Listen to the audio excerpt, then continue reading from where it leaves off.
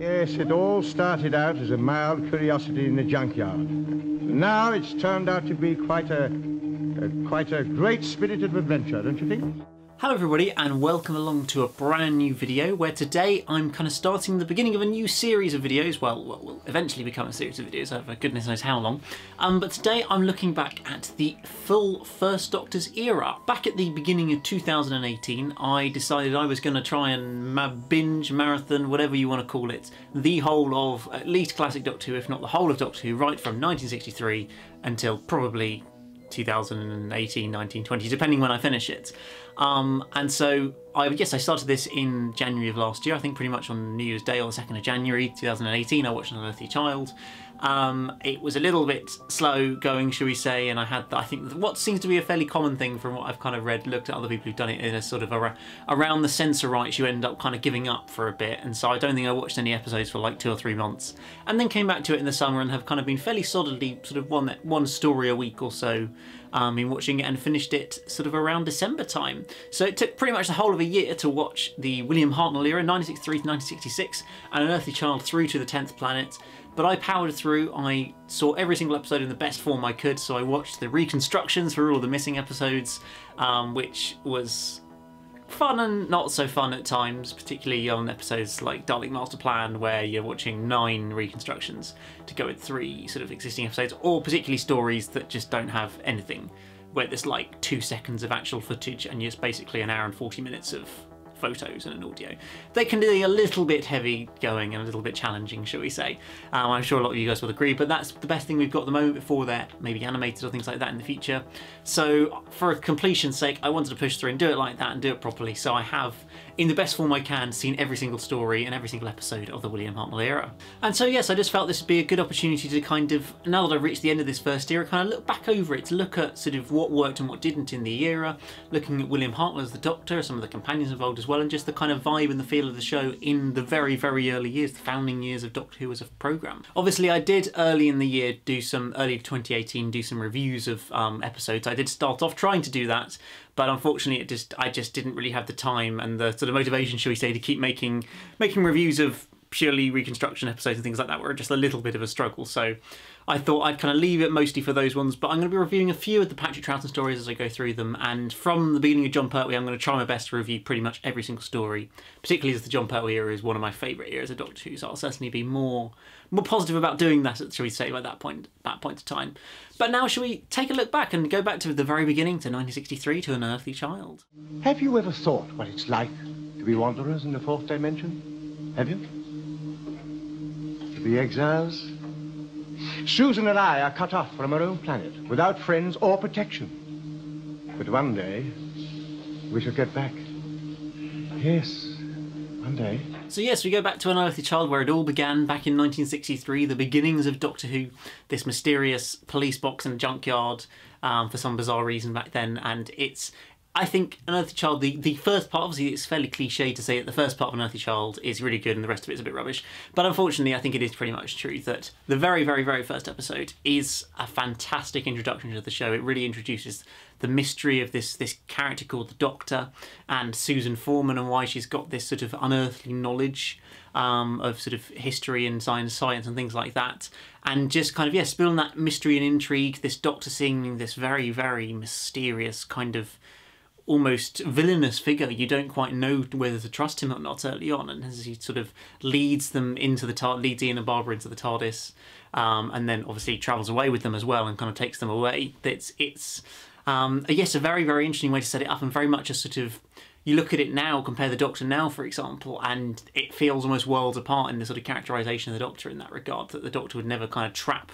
a companion into the TARDIS like that nowadays. So I thought, yes, it's a very, very different way of sort of starting off the show and putting out that mystery, but that was the idea of the programme at the very beginning, that the Doctor was this kind of grumpy old man, mad scientist kind of guy, that usually would turn up and save the day but be a bit grumpy about it and not be the easiest to kind of get on with other people. And that was very much the character he wanted to go down to start off with, and that's why we got William Hartnell as the actor to play him, given he'd sort of done that type of acting at times, shall we say, even if the Doctor was still fairly different to the sort of thing he was used to. And yes, so through some of those sort of early stories, there definitely is an element of this Doctor being quite a little, I guess, a little bit difficult to get on with, and sort of not the most almost stereotypical version of the Doctor in that regard. Sort of in episodes like the Daleks, Edge of Destruction's a very weird one. Marco Polo to some degree as well, and the Keys of Marinus, and just some of those early stories that the Doctor, not that he doesn't feel like the Doctor, just it's a very, very different way of portraying the Doctor early on, and obviously before his character's kind of mellowed out a little bit more. And so it is interesting to explore that, and obviously watching over this whole era how the Doctor's character sort of develops throughout these 3 years of the show.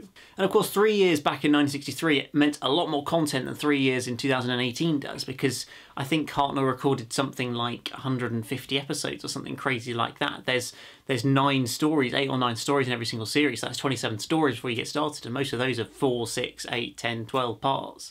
That there really is a lot of sort of content to be able to develop his character through, even if maybe it's done in a slightly different way back in sort of that era of television storytelling. One day I shall come back. Yes, I shall come back. Until then, there must be no regrets, no tears, no anxieties. Just go forward in all your beliefs and prove to me that I am not mistaken in mine. Goodbye, Susan. Goodbye, my dear.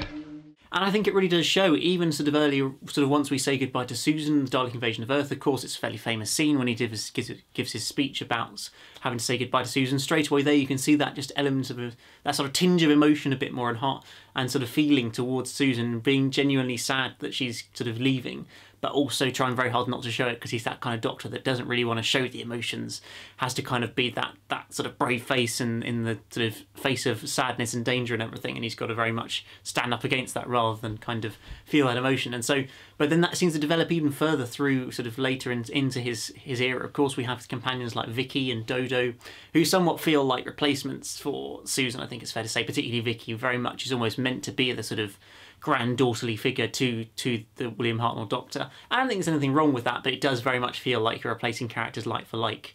And then having Dodo as well, but it feels like they sort of thought, we'll try that kind of fits in with the style that we were going for beforehand, but then decided actually this wasn't really the sort of, I think it was when new producers were coming in fairly sort of around the end of towards the end of William Hartnell's tenure, they decided actually Dodo's not really the sort of companion we want to be going forward with. And so they kind of removed her fairly quickly from the show, and she feels and has a terribly underserved exit where she just disappears halfway through the War Machines and gets a couple of lines to explain that, yeah, she just decided she wouldn't come back anymore, which was terrible. Now, they're all gone. All gone. None of them could understand. Not even my little Susan. Or Vicky. And as for Barbara and Chesterton, they were all too impatient to get back to their own time. And now, Steve. Perhaps I should go home. Back to my own planet. But I can't. I think one of the kind of defining moments of the Doctor and showing his character development is at the end of the massacre, where he gives this wonderful emotive speech about how all his companions have gone now. Sort of you can really hear the emotion in his voice, just sat down on a chair in the TARDIS after all his companions have left him. And just kind of going through and remembering them all and just feeling sort of that real sadness and emotion finally, knowing that actually all these people were such great friends to him and he really did appreciate the sort of friendships he had, even if he doesn't show it at the time. Sort of looking back on it retrospectively, he does feel really, really sad about all these people leaving and does feel lonely, I think, as well. And of course that's a trait that carries on throughout the Doctor's history right up to now. So the sort of idea of the Doctor being lonely, and when he doesn't have anybody around he kind of doesn't necessarily do so many of the right things, should we say. So I thought that was just a phenomenal scene. Obviously it doesn't actually exist anymore, it's purely in audio form, but even just hearing the audio of that speech is just, it's such a sort of just a brilliant moment, I think, and really kind of encapsulates, yes, the development of William Hartnell's first Doctor right from An Unearthly Child through to very near the end of his tenure with the massacre.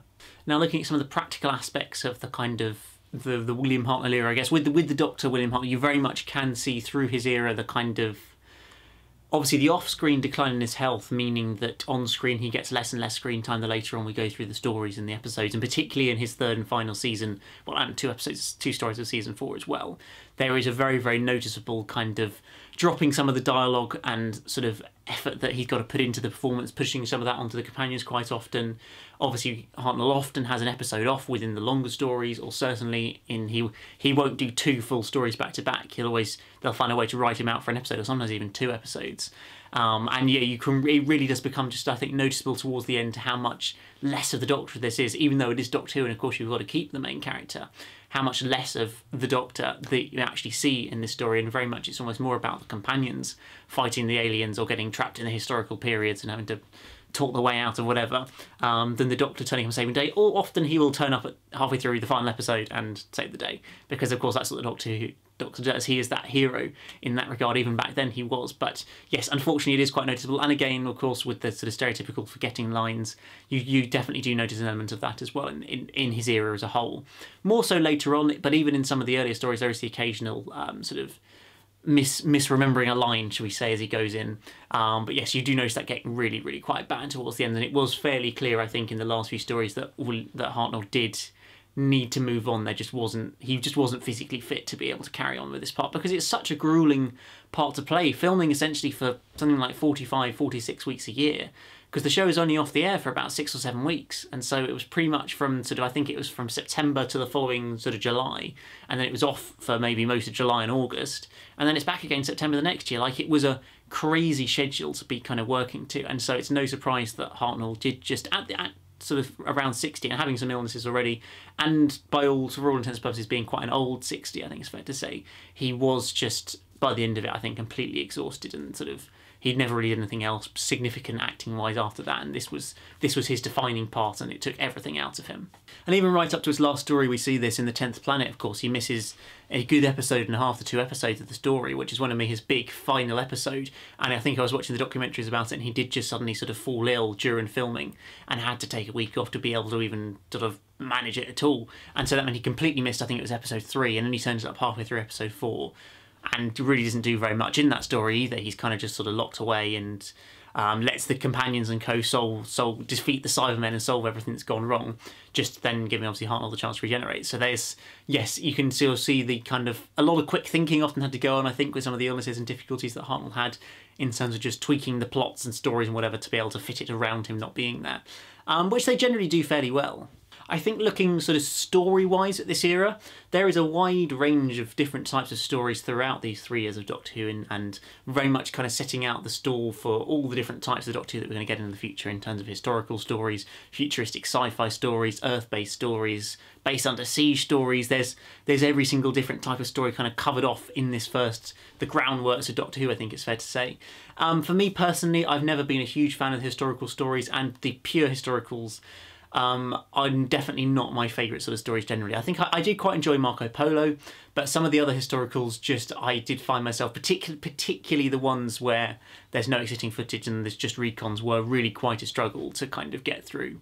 There just isn't that sort of sci-fi aspect to be able to kind of pull you in and give you an interest in any sort of aliens or villains or anything like that in there particularly. And particularly when it's not a period of history I know very much about, so an episode like The Massacre, I tried really hard to kind of engage with it, but I was just really, really struggling to sort of pay enough attention to what was going on in the story, knowing nothing about that period of history or anything like that. It just was quite sort of heavy going, I found, as a story. And so it doesn't surprise me that ultimately, of course, they kind of very early in the Patrick Troughton era, they got rid of the pure historical stories. I think it was only the Highlanders, which is Troughton's second story, was the only one to be a pure historical. And after that, there's only Black Orchid in Peter Davison's series, which is a 2-part Peter Davison story. Apart from that, everything that goes back into the past has a sci-fi element to it, an alien that's behind things or something like that, just to give it, sort of make it more Doctor Who almost, I think. Because as much as those pure historicals were kind of part of the original idea of Doctor Who, was to do these sort of historical stories that were very serious and sort of time travellers getting stuck in the past and having to try and not change anything, and sort of teaching the kids about history, I think, is some of the idea behind it. I think ultimately it showed the general audiences just always enjoyed seeing the Daleks and things like that, more so than going and meeting the Aztecs and that kind of thing, I think. So yes, it doesn't surprise me, and I was fairly pleased to kind of see that reasonably early on they do kind of remove these pure historicals, because they were probably generally the sort of less enjoyable part, should we say, of the William Hartnell era.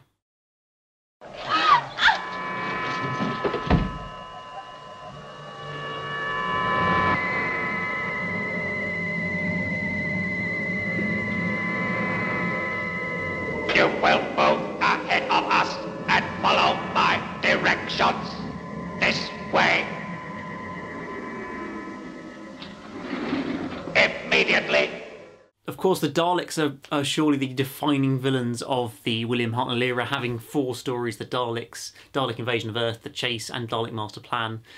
4 really good stories, I think. Having finally watched Dalek Master Plan all the way through with the reconstructions, I can definitely see why Dalek Master Plan gets absolutely raved about and why people think it is one of those great stories of Doctor Who.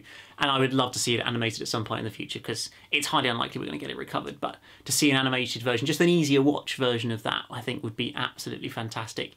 Even Feast of Stephen, even Episode 7, the Doctor Who Christmas special, which is probably one of the most bizarre things I've ever watched / listened to. It's just a bit crazy how they end up sort of stumbling onto film sets and stuff, and it's like, why did they think this was be a good idea for a Doctor Who episode? It's just wholly bizarre, I think it's fair to say. It has nothing to do with the rest of the Dalek Master Plan story as well. It's completely out of the way interlude for a story. It's very, very strange. But the other 11 parts of Dalek Master Plan are really, really good, and I do hope that we get some sort of animation or something for the future. And it's talked about so much about Dalek Mania back in the early 60s as well, and about sort of the Daleks. Yes, they were the thing that kind of made Doctor Who survive, essentially. That I think if the Daleks hadn't been the second story in Doctor Who, and maybe if it hadn't been written at all, we might not have had Doctor Who nowadays, and it would have died by 1965, and no one would even talk about it now. It would just be sort of a failed black and white sci-fi series that had some good ideas but never quite got anywhere. And so I think that was crucial, and it does work really effectively as a story even today. I think particularly Dalek Invasion of Earth, that probably is the kind of highlights of the Daleks in the William Hartnell era. It is a fantastic story all round. Seeing the Daleks on Earth must have been such a kind of frightening but fantastic idea for children back in the 1960s, after we've seen these amazing sort of alien creatures or robot thingies that aren't really robots. Obviously, we all know the sort of specifics of that, but seeing them kind of going from on this planet Skaro fighting off these Thals to suddenly being on Earth in London, going around the streets of London, that must have been, yes, a really kind of scary, creepy prospect for the children. But obviously that sort of ended up creating even more Dalek mania, I think, at the time, and really slapping it up, and having a brilliant story behind that as well. Really just meant that the Daleks kept kicking off. Obviously 2 feature films off the back of that with Peter Cushing. Maybe even could have been a 3rd one based off The Chase as well, but that never quite came together. And I don't think The Chase is a terrible story. Yes, it's a bit more comedic and silly and funny, and it is all over the place in terms of sort of we just end up in like this Frankenstein House of Horrors kind of thing, and then you're on the Mary Celeste, I think, as well, and it's just completely wacky in terms of we're going a bit here, there, and everywhere. But then meeting the Mechanoids probably wasn't the greatest idea in the world. Having some silly robot thingies with a weird voice fighting the Daleks, who are also a silly weird alien thingy with a robot with a voice thingy, was, yes, maybe not the greatest idea that Doctor Who ever came up with, but it still was quite a good story, I thought. Looking at stories that sort of there's 2 or 3 stories that kind of I knew a lot of them. I knew nothing about going in, but there were a few that I sort of knew nothing about, and then actually they really surprised me with how good they were. So the Keys of Marinus, I thought that was actually a really, really good story, a really interesting plot that kind of takes us off. The 6 episodes almost feel like 6 different stories that are kind of tied together, and I think that's quite fantastic. It's very ambitious for its time. It's exploring all these different worlds. I'm sure it's quite expensive with the different sets and everything like that, and it just came together to create a really, really enjoyable story, and I was kind of very surprised as to how good that was, having really heard nothing much about that as a story in the past before. The same with The Rescue as well, even though there's only a 2-part story to introduce Vicky as a companion. I just really liked that sort of twist towards the end of the episode that actually Kerquillian was, I can't remember what his name was, but he was actually that guy and they were the same person, and they were just trying to sort of trick Vicky and everything like that. I thought that was such a clever, it was genuinely a surprising twist, which is always exciting in Doctor Who when you're genuinely surprised by something that's happened. So that was really good as well. And I actually really enjoyed the arc. I know some people like to slate the arc, and I don't think it is the best Doctor Who story ever, but I did just find it kind of zipped along at quite a nice pace. It was really, really interesting in terms of the first 2 episodes had the humans in control, and then they disappeared. The Doctor and companions suddenly came back, and they didn't realise that time had passed so much, and suddenly the monoids are the rulers of this planet, or where this arc, I think it was, I can't quite remember exactly what it was. But I thought that was just quite an interesting idea, that change, and then having to kind of defeat the monoids as well and trick them and everything. Yes, at times they were a little bit stupid. Walking around explaining their plans for everybody to hear was a little bit stupid. And it's almost comedic as to how some of the silly things that they do. But overall, I did find it actually a really enjoyable story. And again, it was one of those that I'd never really knew much about, and sort of like genuinely kind of heard it wasn't the greatest story ever, but I actually really, really enjoyed it. You're different. You've got no feelings. Feelings? I do not understand that word. Emotions, love, pride, hate, fear. Have you no emotions, sir? And of course, as I'm sure a lot of people would say, The 10th Planet is a fantastic story as well. It really is a brilliant introduction to the Cybermen. Even if at times they're not actually in the story that much, they're only in kind of episode 2 and episode 4 mainly, a little bit of episode 3. But the cliffhanger at the end of episode 1 is fantastic. It's such a brilliant, sort of clever, creepy idea as the camera just pans up to this Cyberman's sort of emotionless face, and then we fade out into the Doctor Who theme. It's just brilliant. And I think it was a great way to kind of have the William Hartnell Doctor regenerate as well, even if it's not obviously fully explained, but there are a couple of nods in there early in the episode about how he feels quite tired and unwell and everything. And you can always kind of play in the kind of feeling sort of collapsing from illness in episode 2, the end of episode 2, sort of make that towards what causes his regeneration and things like that. So yes, ultimately, of course, it's a little bit random, I guess you would say. There's not in the same way as some of the future regenerations are big. His final battle that he kind of dies from, takes fatal damage from, and has to regenerate. He very much does just sort of, his body wears a bit thin or something, and he gets a bit tired out, and then he has to regenerate. But the actual sort of scene and effects and everything for that is fun. It's just kind of a bit crazy, all that sort of massive sort of TARDIS noise that's kind of tickering over, and then the sort of flickering fade of the camera from one shot into another is fantastic, and the sort of console going up and down as well. It's just sort of feels very kind of, it feels very alien. I think it feels very, very sort of sci-fi in that regard. Feels very kind of experimental, I think would be a way of sort of putting it as well, and just creates a brilliant scene, I think, in terms of introducing the new second Doctor, and must have been absolutely kind of amazing for fans at the time. Even I think if a lot of people did know that William Hartnell was leaving, because it was very heavily reported in all the newspapers, so most people would have been aware that it was happening, but to actually see it happen on screen, for the kids to see your favourite sort of TV character of the last 3 years to suddenly sort of disappear and magically turn into another man, must have been sort of mind-blowing and crazy. And probably initially kind of people were unsure as to whether, who's this Patrick Troughton, this other guy that, obviously Patrick Troughton, who's he? He doesn't look like the Doctor anymore, I want the Doctor back. And I'm sure it must have been a very interesting sort of time kind of experiencing that and kind of getting used to that new Doctor, and that, yes, having to deal with that change, I'm sure would have been very, very interesting if you were a big fan of the show back then. And I think it is done very, very effectively. So overall, if I was probably going to kind of look at the William Hartnell era overall, I'd look at it as a lot of ideas, a Doctor who very much becomes more likeable through the 3 years, and more sort of enjoyable and appreciative Doctor. Lots of lovely companions throughout the era. Ian and Barbara are fantastic. Susan maybe is a little bit screamy, but is also a very, very good companion as well. I really like Vicky as a companion. Stephen I actually like quite a lot as well, even I think he's a little bit underrated, but I really enjoyed him as a companion. Dodo, obviously, she's fairly not the best served for it, shall we say. And then Ben and Polly only coming right at the very end, but I'm enjoying them as well at the moment. And so, yes, overall it's an era that I think I wouldn't be desperate to go back and watch all the way through again. I really have appreciated and enjoyed watching it sort of from 1963 through to 66, to see William Hartnell, yes, as his character development all the way through, and just seeing how kind of Doctor Who sort of became popular back in the 1960s, how it all began, and being able to watch that from sort of beginning to end as I go through the whole of classic Doctor Who, and maybe even New Who as well. It's something I'm really, really excited about doing, and just seeing the development of the show through the years. Because I think even through these 3 years, you can see it being sort of getting more confident as a show. Obviously, William Hartnell getting more into the role, and it just kind of not necessarily becoming a better show, but maybe a slightly different show by the end of the 3 years, with something like the 10th Planet that maybe wouldn't have been done at the very, very beginning of the show. Maybe some of it down to obviously the producers of the programme at the time, but also I think just, yes, the development of sort of the show as an entity kind of has changed slightly through those 3 years, and I think it just, yes, it's an exciting era of Doctor Who. It very much kind of hints at the potential for the future, I think, almost more than anything else. Lots of ideas there's lots of great ideas in there. Some of it's obviously lacking budget, which means it doesn't always come off, like the Web Planet is obviously one of the prime examples of that.